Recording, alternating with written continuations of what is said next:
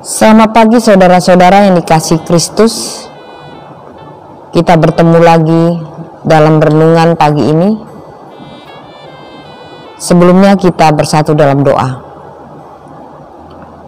Damai sejahtera Allah yang melampaui segala akal, itulah yang akan memelihara hati saudara-saudara dalam Yesus Kristus Tuhan kita.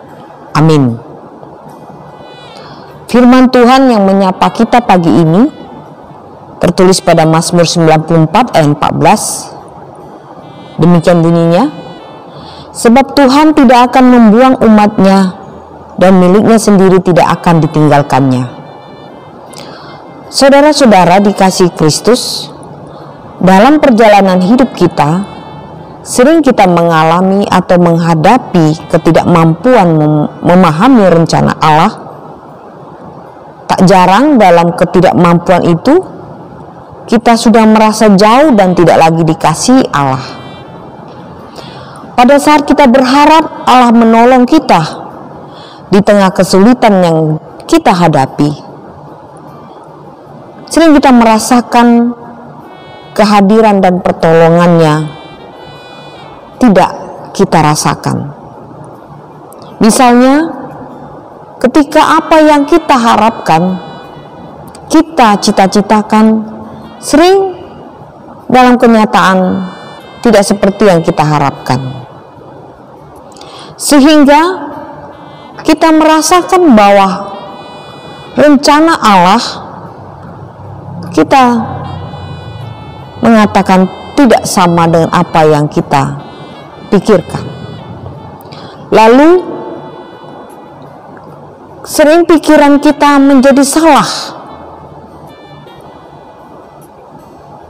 berbicara tentang Allah.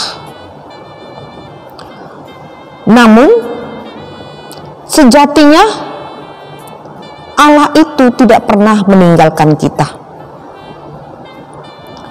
meninggalkan anak-anak yang dikasihinya. Sebagaimana yang tertulis di dalam teks kita ini, bahwa kita sebenarnya adalah miliknya sendiri, atau dalam bahasa Ibrani dikatakan Nahala Yahweh, milik pusaka Allah.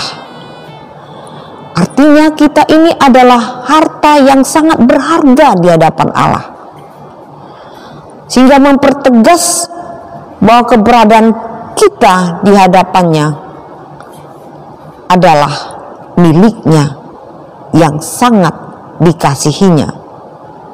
Karena itu tidaklah mungkin sang pemilik harta meninggalkan milik kesayangannya.